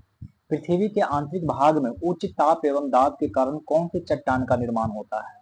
तो कायांतरिक चट्टान। वर्ष भर 30 डिग्री से 35 डिग्री उत्तरी और दक्षिणी अक्षांशों के बीच बहने वाली हवाओं को क्या कहते हैं? तो वो कहते हैं दोस्तों पश्चिमी हवाएं। क्या कहते हैं? पश्चिमी हवाएं। पश्चिमी हवाएं कहते हैं। ठीक है, एक सेकंड ऊपर में देख लीजिए, ये वाला, ये कहा जाता है, आपको पता ही होगा 81 का आंसर क्या होता है? कायांतरिक चट्टान। और ये कायांतरिक चट्टान का एक दो गो एग्जाम्पल आप लोग याद रखिएगा, तीन गो। ग्रेनाइट बदल जाता है नीस में। क्या बदल जाता, किस में बदल जाता है ग्रेनाइट? तो नीस में। अगर कोई पूछे कि चूना पत्थर किस चीज में बदल जाता है, तो बताना है आप लोग को संगमरमर में। किस चीज में? संगमरमर में। ठीक है, और अगर पूछे सेल किस में बदल जाता है, तो सेल बदल जाता है स्लेट में। सेल बदल जाता है स्लेट में। अब हम लोग देखेंगे 82 नंबर का प्रश्न, क्योंकि 81 तो हम लोग ने देख ही लिया। 82 में कह रहा है, 82 तो हो ही गया है ना, 82 हो गया। 83 नंबर हम लोग देखते हैं। 83 में कह रहा है कि निम्नलिखित में से हिमालय की सबसे पूर्वी चोटी कौन सी है? तो अगर कोई पूर्वी चोटी पूछे तो नामचा बरवा बताइए निम्नलिखित में से। ठीक है, नामचा बरवा। और ये जो नामचा बरवा है वो तिब्बत और अरुणाचल अरुणाचल प्रदेश की सीमा पे है। कहाँ? तिब्बत और भारत का जो स्टेट है अरुणाचल प्रदेश की सीमा पे है नामचा बरवा। इसी से ब्रह्मपुत्रा जो दिहांग नदी है, जिसको सांगपो कहा जाता है तिब्बत में और दिहांग कहा जाता है अरुणाचल प्रदेश में, इसी नामचा बरवा से यू शेप बना के निकलती है। और मैं बात करूं अन्नापूर्णा, तो ये पूरी तरीके से नेपाल में है। कंचनजंगा की बात करूं, कंचनजंगा, तो ये है सिक्किम और नेपाल में, सिक्किम नेपाल के बॉर्डर में। माउंट एवरेस्ट की बात करूं तो ये पूरी तरीके से नेपाल में है। देखिए, ये अगर मैं बात कहूँ मतलब हिमालय की सबसे पूर्वी चोटी, तो देखिए नामचा बरवा तो इसका आंसर हो ही गया। तो बहुत सारे और होते हैं, नामचा बरवा से फिर पश्चिम की तरफ जाइएगा तो कंचनजंगा मिलेगा, कंचनजंगा मिल जाएगा। और कंचनजंगा के बाद मकालू मिल जाएगा, पश्चिम की तरफ जाएंगे। और मकालू जो होता है नेपाल चीन का बॉर्डर है, मकालू नेपाल चीन के बॉर्डर बनाती है। और माउंट एवरेस्ट तो पता है कि नेपाल और चीन में। और ल्होत्से नेपाल तिब्बत में, चो ओयू नेपाल तिब्बत में। इस तरीके से बहुत ही हैं। अगला प्रश्न देख लेंगे 84 नंबर। नीलगिरी और अन्नामालाई पहाड़ियों के बीच स्थित दर्रा कौन सा है? तो वो है पालघाट दर्रा। कौन सा दर्रा हो गया? पालघाट दर्रा हो गया। ठीक है, और थाल घाट के बारे में आप लोग को पता होगा, थाल घाट के बारे में, ये महाराष्ट्र का जो मुंबई है और नासिक के बीच में जोड़ता है थाल घाटा, और ये पश्चिमी घाट का हिस्सा है। पाल घाटा तो बता ही दिए, नीलगिरी और अन्नामलाई के बीच में रहता है। और भोर घाट के बारे में अगर कोई पूछे तो मुंबई और पुणे के बीच में, और मुंबई पुणे रेलवे के लिए महत्वपूर्ण है। तो मुंबई और पुणे के बीच में भोर घाट, माने पुणे निकलना है मुंबई से भोर में, और मुंबई से नागपुर थाली बजाते हुए जाना है, ऐसे याद रख लीजिए। और एक है गोरम घाट, जो कि राजस्थान में स्थित है। कहाँ है? राजस्थान में अरावली पर्वतमाला में सुंदर रेल मार्गों के लिए जाना जाता है, बहुत ही सुंदर रेल मार्ग है।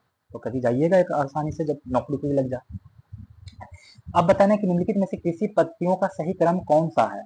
तो वो है मिट्टी की तैयारी पहले किया जाता है, फिर बुवाई किया जाता है, फिर सिंचाई किया जाता है, फिर कटाई किया जाता है। भारत की जनगणना 2011 के अनुसार देश में सर्वाधिक दशकीय जनसंख्या वृद्धि वाला जिला कौन सा है? तो वो कौन सा जिला है जो बताइए? तो वो है कुरुंग कुमे। क्या है? कुरुंग कुमे। और ये कुरुंग कुमे कहाँ है? तो ये अरुणाचल प्रदेश का एक जिला है। और यहाँ दशकीय वृद्धि दर 111.01% हुआ था। 87 नंबर का प्रश्न देखते हैं। 87 तो यही तो है ना, कि निम्नलिखित में से कौन भारत के विश्व स्तर पर स्वीकृत राष्ट्रीय हॉटस्पॉट कौन वाला नहीं है? तो देखिए कौन नहीं है, तो गारो हिल्स हॉटस्पॉट नहीं है दोस्तों। बाकी पूर्वी हिमालय है, और पूर्वी हिमालय का मतलब हुआ कि भूटान और पूर्वोत्तर भारत और तिब्बत के दक्षिणी भाग शामिल है। और भारत बर्मा क्षेत्र जो कि सुंडा लैंड के नाम से जाना जाता, सॉरी सॉरी सॉरी सॉरी सुंडा लैंड भी है, जो कि दक्षिण और गंगा के, हिमालय के दक्षिण और गंगा के पूरब के क्षेत्रों को कवर करता है, जो कि भारत बर्मा क्षेत्र होता है। और लेकिन सुंडा लैंड की बात करें तो ये जानबे करते हैं कि इसमें निकोबार द्वीप समूह भारत का हिस्सा शामिल है, और यह दक्षिण पूर्व एशिया तक फैला हुआ है, और पश्चिमी घाट और श्रीलंका भी आता है विश्व स्तर का हॉटस्पॉट। अब 88 नंबर का प्रश्न देखते हैं। कह रहा है कि निम्नलिखित में से कौन सर्वाधिक स्थिर पारिस्थितिकी तंत्र है? तो इसके बारे में तो बहुत अच्छे से जानते हैं कि समुद्री पारिस्थितिकी तंत्र। अब हम लोग देखेंगे अगला प्रश्न। अगला प्रश्न कह रहा है 89 नंबर। 89 नंबर का कह रहा है कि हमारे सौर मंडल से संबंधित निम्नलिखित में पर विचार करिए और सही कथन के बारे में बताइए। तो देखिए सही कथन क्या होगा। सप्तर्षि बिग बियर तारामंडल का एक हिस्सा है, तो ये बात सही है कि सप्तर्षि बिग बियर तारामंडल का एक हिस्सा है, और बिग बियर को उर्सा मेजर भी कहा जाता है, ये भी सही है कि बिग बियर को क्या कहा जाता है, उर्सा मेजर भी कहा जाता है। क्षुद्र ग्रह बेल्ट मंगल और पृथ्वी की कक्षाओं के बीच स्थित है, तो क्षुद्र ग्रह मंगल और बेल्ट के कक्षाओं के बीच स्थित नहीं है।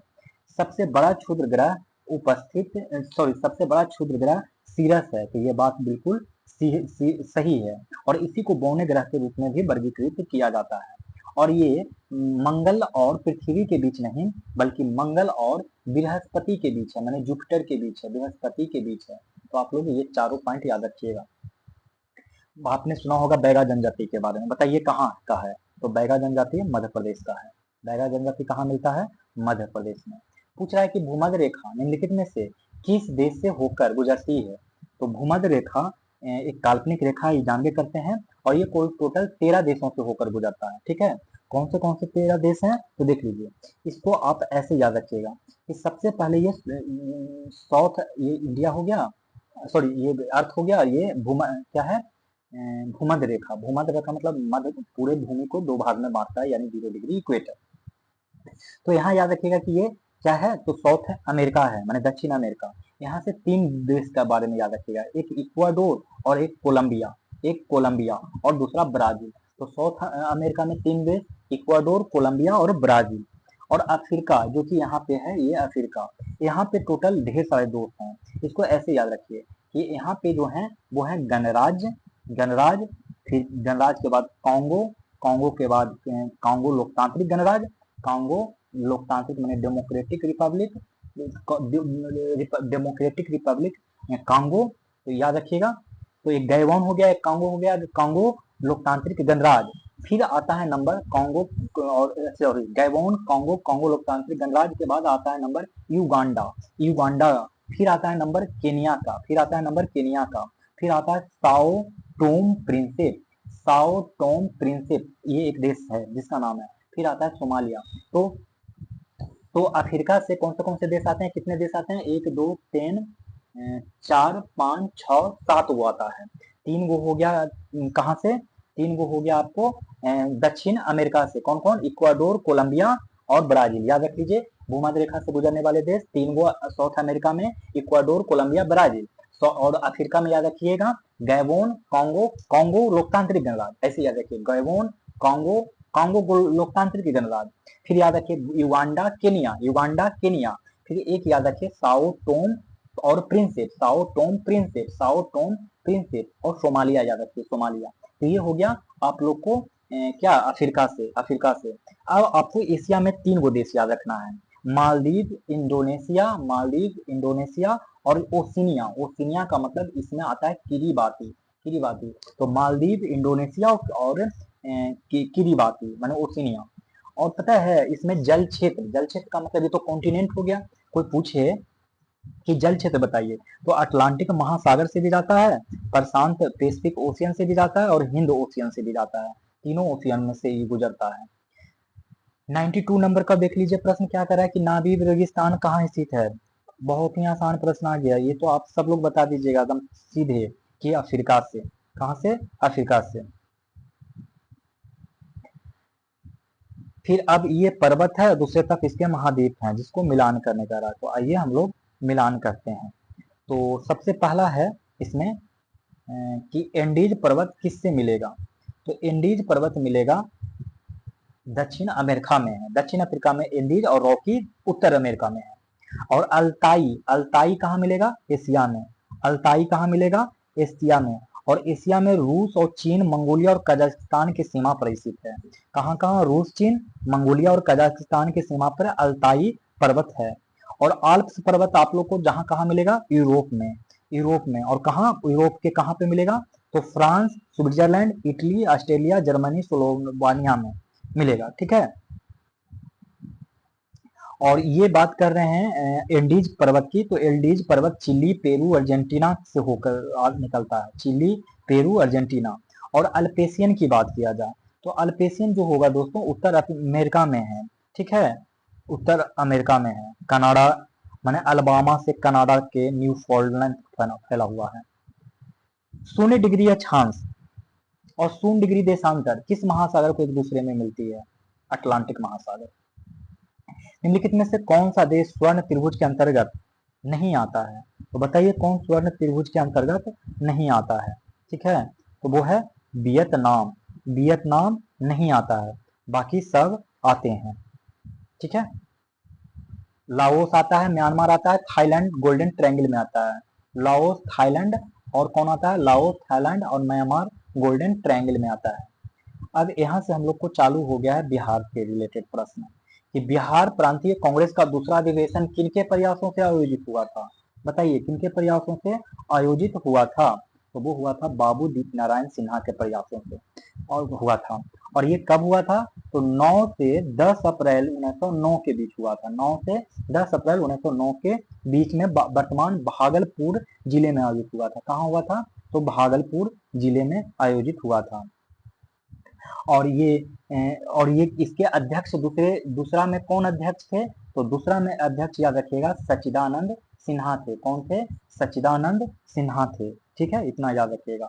97 नंबर का प्रश्न देखिए कि कर्नाट वंश के किस शासक ने कर्नाट कुलभूषण की उपाधि धारण की थी?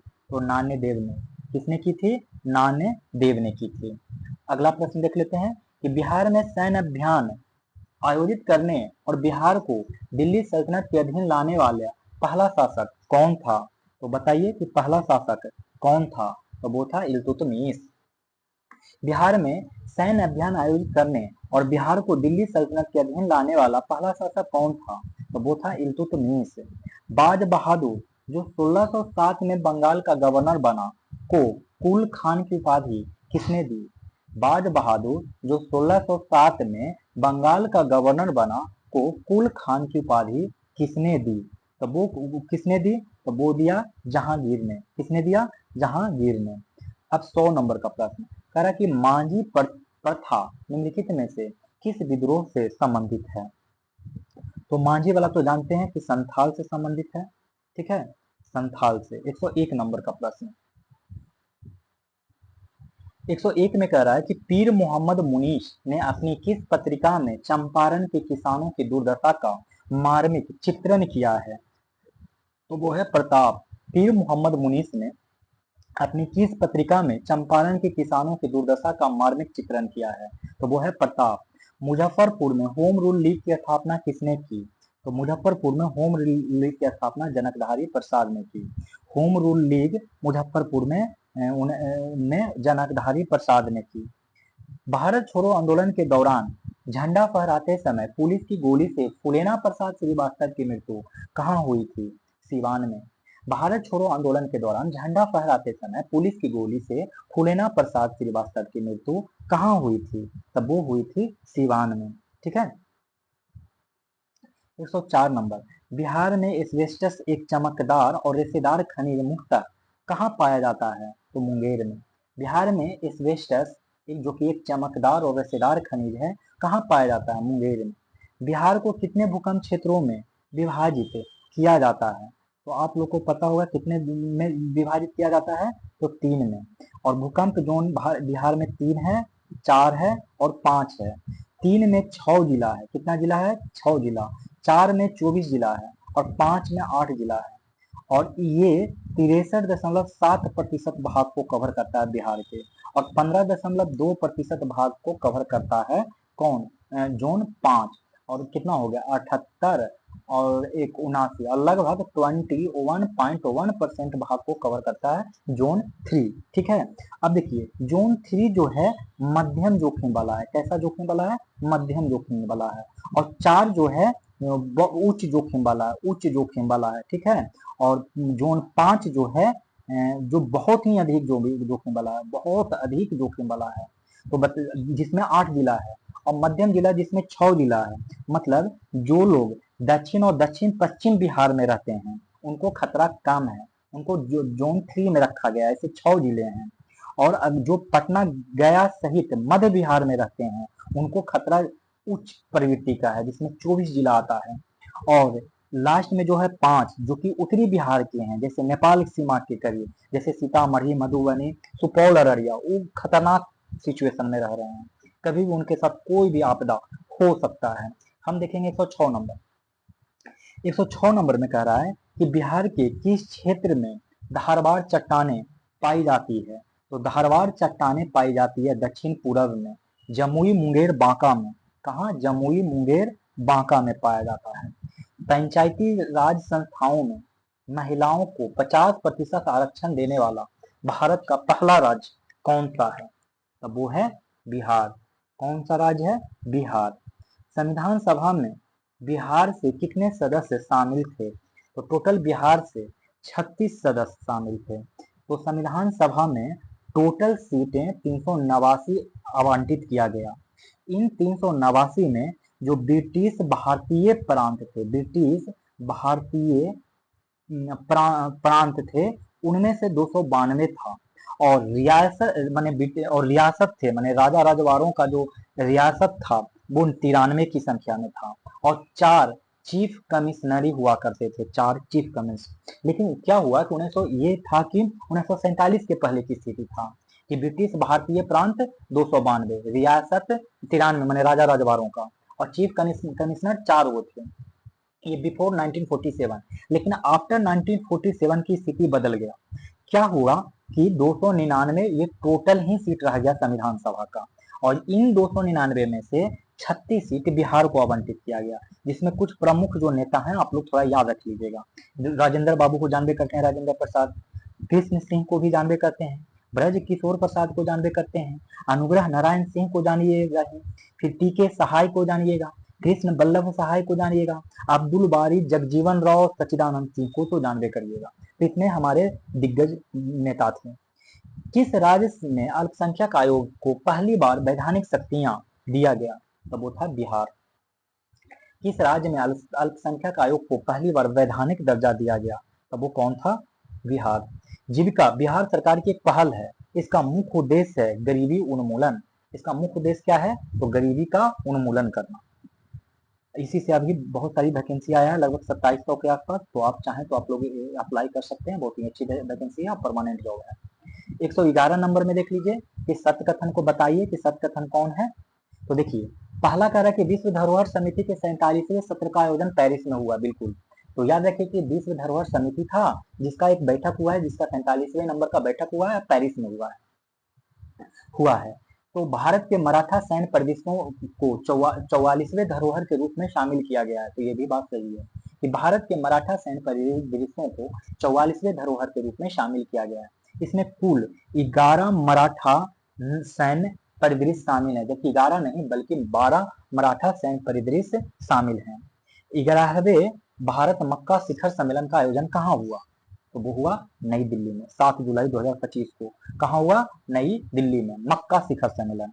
मतलब मक्का भारतीय मतलब इसका आयोजन फिक्की और भारतीय मक्का अनुसंधान संस्थान द्वारा किया गया था। टाइम 100 क्रिएटर्स लिस्ट 2025 में शामिल होने वाले भारतीय कौन बने? टाइम 100 क्रिएटर्स लिस्ट 2025 में शामिल होने वाले पहले भारतीय व्यक्ति बने प्राजक्ता कोली। कौन बने? प्राजक्ता कोली। सार्वजनिक वितरण प्रणाली यानी पीडीएस में राशन वितरण के लिए आधार आधारित फेस ऑथेंटिकेशन शुरू करने वाला देश का पहला राज्य कौन बन गया? हिमाचल प्रदेश। कौन बन गया? हिमाचल प्रदेश। पीडीएस में राशन वितरण के लिए आधार आधारित फेस ऑथेंटिकेशन शुरू करने वाला देश बन गया है हिमाचल प्रदेश। केंद्र सरकार ने किस दिन को संविधान हत्या दिवस के रूप में मनाया? 25 जून को।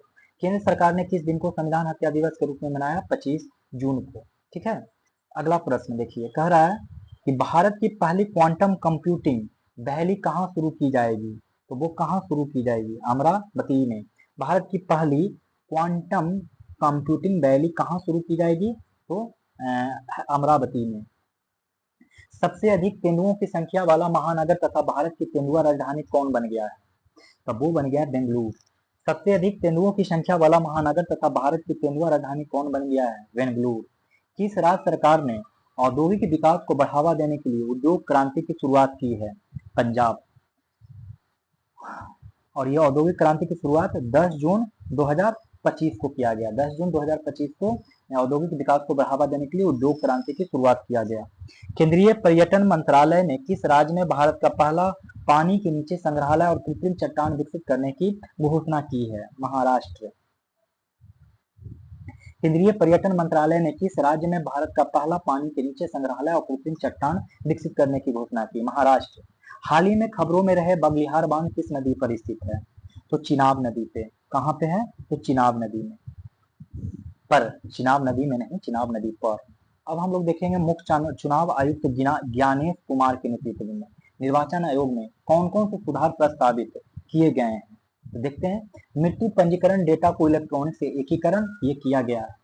मृत्यु पंजीकरण डेटा का इलेक्ट्रॉनिक से एकीकरण किया गया है। फिर से क्वेश्चन समझ लीजिए एक बार कि मुख्य चुनाव आयुक्त ज्ञानेश कुमार के नेतृत्व में निर्वाचन आयोग ने निम्न में से कौन से सुधार प्रस्तावित किए हैं? तो मृत्यु पंजीकरण डेटा का इलेक्ट्रॉनिक से एकीकरण किया गया है। ठीक है। दूसरा, पैतृक संपत्ति से मतदाता पहचान नहीं किया गया है। ठीक है, ठीक है। अगला, बाकी संशोधित मतदाता सूचना पर्ची किया गया है और बीएलओ के मानकीकृत फोटो पहचान पत्र भी शामिल है। महिला संवाद अभियान किस राज्य द्वारा प्रारंभ किया गया? तो बताइए, महिला संवाद कहाँ से प्रारंभ किया गया? तो बिहार से। ऑपरेशन सिंदूर का ब्यौरा 7 मई 2025 को कब दिया गया? ऑपरेशन सिंदूर का ब्यौरा 7 मई 2025 को। और उसमें विदेश सचिव का क्या नाम है? तो विदेश सचिव का नाम विक्रम मिश्री है। कब है? विक्रम मिश्री।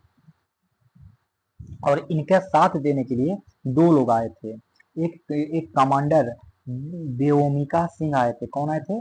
बेओमिका सिंह आए थे। और इसके साथ साथ और कर्नल सोफिया कुरैशी आई थी। सोफिया कुरैशी आई थी। सोफिया कुरैशी आई थी। किनका साथ देने के लिए? विक्रम मिश्री का साथ देने के लिए। भारतीय आम के निर्यात को बढ़ावा देने के लिए इंडो मैंगो मोनिया 2025 का आयोजन किस शहर में किया गया था? अबू धाबी में। भारतीय आम के निर्यात को बढ़ावा देने के लिए इंडियन मैंगो मोनिया 2025 का आयोजन किस शहर में किया गया? अबू धाबी में। ठीक है। अगला प्रश्न देखिए क्या कह रहा है कि निम्नलिखित कथनों पर विचार करें और सत्य कथन का पहचान करें। तो सत्य कथन के बारे में देखिए कि अंगोला एक उत्तर अफ्रीकी देश है, गलत है। अंगोला एक उत्तर अफ्रीकी देश नहीं है। ठीक है। और दूसरा कह रहा है कि हाल ही में अंगोला अंतर्राष्ट्रीय सौर संगठन फ्रेमवर्क समझौते पर हस्ताक्षर करने वाला 121वां सदस्य बन गया है। ये भी गलत है क्योंकि 121वां नहीं बल्कि 123वां सदस्य बना है। एक अंगोला का राष्ट्रपति का नाम याद रख लीजिए कि जोआओ मैनुअल। ठीक है, मैनुअल गोंकाल्वेस और लोरेंसी ये है, इनकी भारत यात्रा हुआ था। ठीक है ना। तो अगला, सिपरी रिपोर्ट 2025 के अनुसार सर्वाधिक सैन्य खर्च करने वाला देश देशों में भारत का स्थान कितना है? तो वो है 5। सिपरी रिपोर्ट 2025 के अनुसार सर्वाधिक सैन्य खर्च करने वाले देशों में भारत का स्थान कितना है? 5। 2025 में जारी पोवर्टी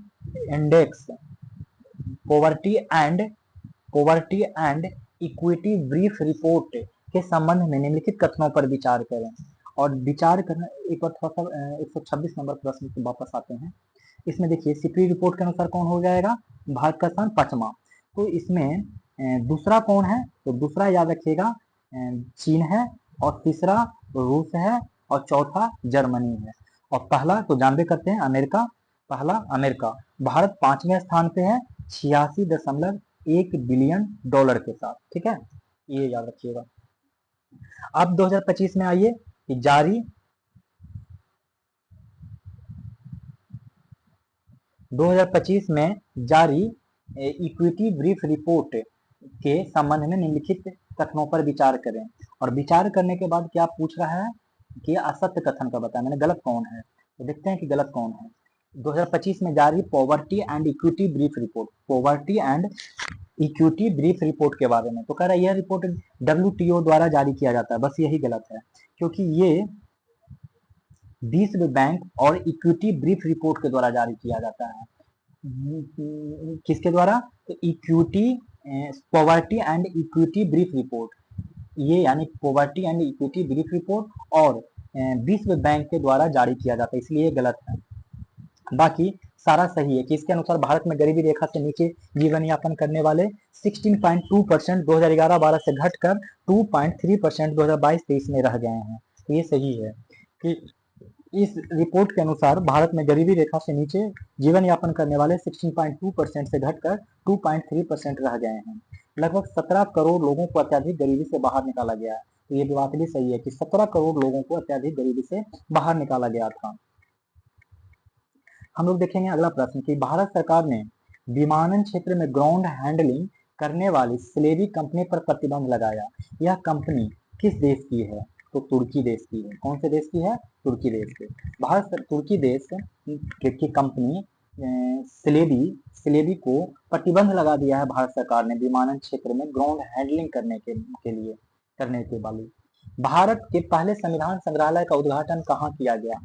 सोनीपत में। कहाँ किया गया? सोनीपत में। भारत पहला संविधान संग्रहालय का उद्घाटन सोनीपत में। कह रहा है कि एक तरफ महोत्सव है, दूसरी तरफ त्योहार है, दूसरी तरफ स्थल है, और उसको गलत बताने कह रहा है।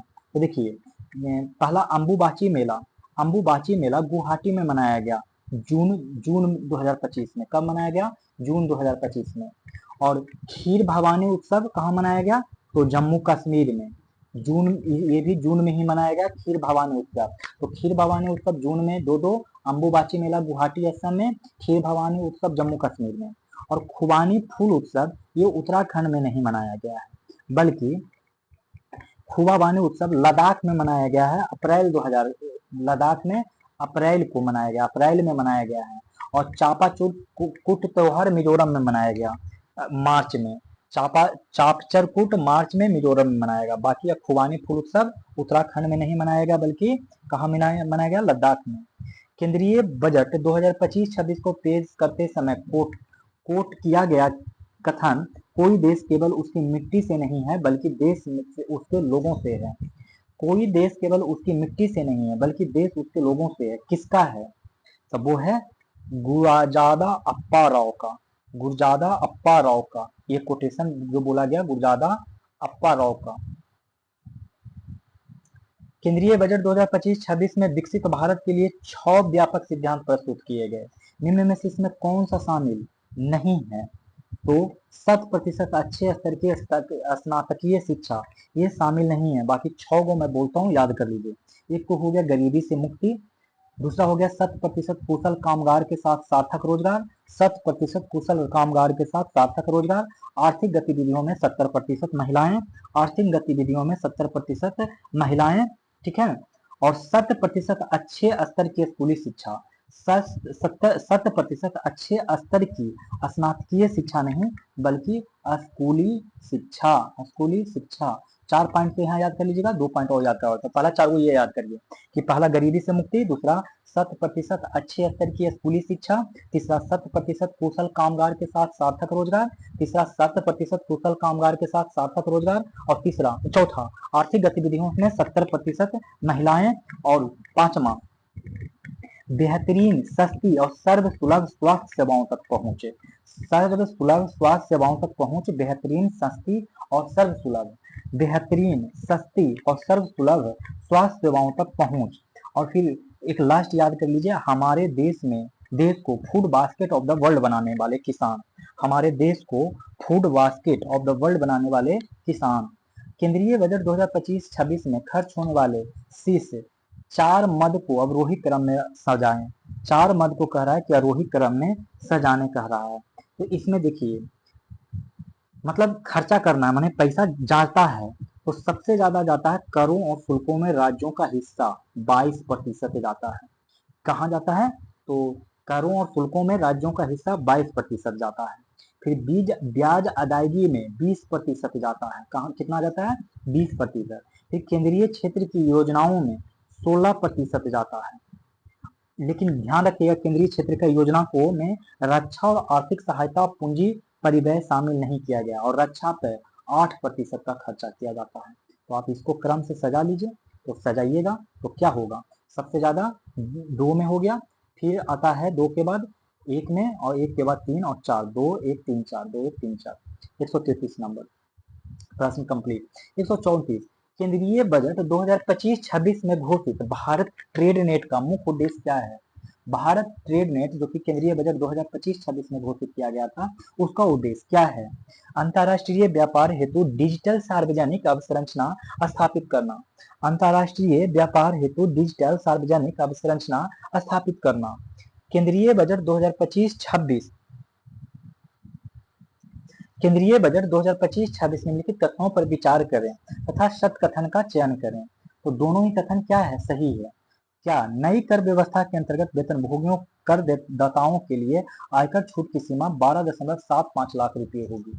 और दूसरा कह रहा है कि 24 लाख रुपए से अधिक की आय पर 30% आयकर देना होगा। अगर आप 24 लाख से ज्यादा कमाते हैं तो आपको 30% आयकर देना होगा। और नई कर व्यवस्था के अंतर्गत वेतनभोगियों को जिनको वेतन मिलता है उनको आयकर छूट की सीमा माने 12.75 लाख तक किया गया है। ठीक है। 136 नंबर का प्रश्न देख लेते हैं। 136 नंबर में कह रहा है कि आर्थिक सर्वेक्षण 2024-25 के अनुसार वित्तीय वर्ष 2025-26 में अपेक्षित जीडीपी में कितना वृद्धि होगा? तो कितना वृद्धि होगा? तो वो होगा 6.3 से 6.8%। कितना वृद्धि होगा? 6.3 से 6.8%। फिर कह रहा है अगला प्रश्न 137 नंबर का, आर्थिक सर्वेक्षण 2024-25 के अनुसार सत्य कथन का चयन करें, मैंने कौन कथन गलत है?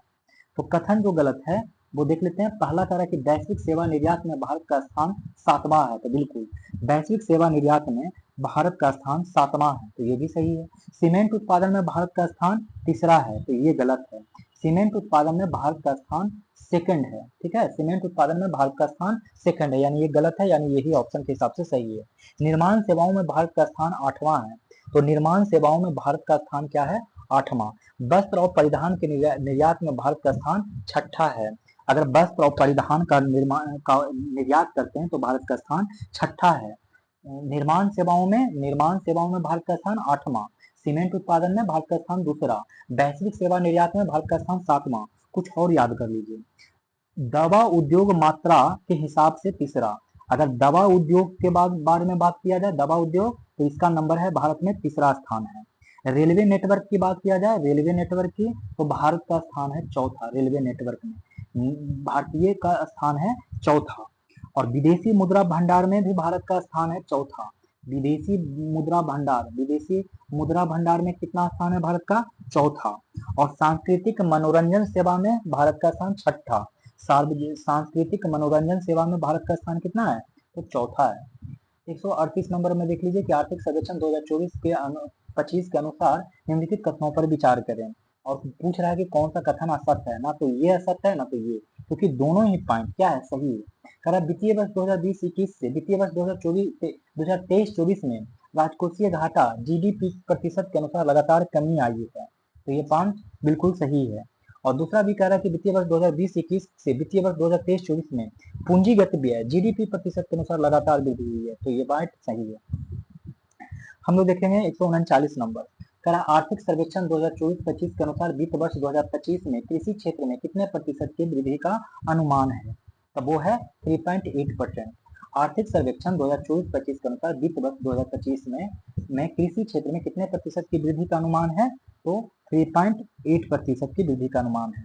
और वहीं अगर बात करूं 6.2% और एक होता है 7.2%, तो 3.8 तो याद रख लीजिएगा किसके लिए? तो कृषि क्षेत्र के लिए। किसके लिए? कृषि क्षेत्र के लिए। और वहीं 6.2 बात करूं तो इंडस्ट्री क्षेत्र माना औद्योगिक क्षेत्र के लिए में वृद्धि का अनुमान है। और वही अगर बात करूं 7.2 तो सेवा क्षेत्र में अनुमान है। किसमें? सेवा क्षेत्र में। 140 नंबर का प्रश्न देखते हैं। 140 में कह रहा है प्रश्न, भारत की स्थापित उत्पादन क्षमता ऊर्जा क्षेत्र को घटते क्रम में व्यवस्थित करें। भारत की स्थापित उत्पादन क्षमता ऊर्जा क्षेत्र में घटते क्रम में स्थापित करें। तो देखते हैं घटते क्रम में स्थापित करते हैं। देखिए सबसे पहला होगा कोयला। कोयला का उत्पादन होता है 42.60%। ठीक है, तो आंसर पहले बता देता हूँ, 1, फिर 2, फिर 4, फिर 3 और फिर 5। मतलब कोयला में 42.6%, सौर ऊर्जा में होता है 20.60%, हाइड्रो में होता है 10.30% और पवन वाला होता है 10.50 और गैस में होता है 5.40%। तो याद रखिए कोयला से हम लोग बिजली उत्पादन करते हैं 42.60%, सौर में ऊर्जा हम लोग उत्पादन करते हैं 20.60% और हाइड्रो 10.30%, पवन 10.50 और गैस 5.40%। तो इतना आप लोग याद रखिए, इसके बाद से मैथ हो जाता है, तो आप लोग इसको खुद बना लीजिएगा। अब लेते हैं आप लोग से विदा। अब मिलते हैं आप लोग को नेक्स्ट वीडियो में, जो कि हम लोग का ये समर्पण टेस्ट इसका सेकंड टेस्ट होगा। तो धन्यवाद, आप लोग पढ़ते रहिए अच्छे से। अगर वीडियो अच्छा लग रहा हो तो लाइक करें और चैनल पे नए हो तो सब्सक्राइब करें, दोस्तों को भी शेयर करें। कुछ कहना हो तो कमेंट बॉक्स में कमेंट करें।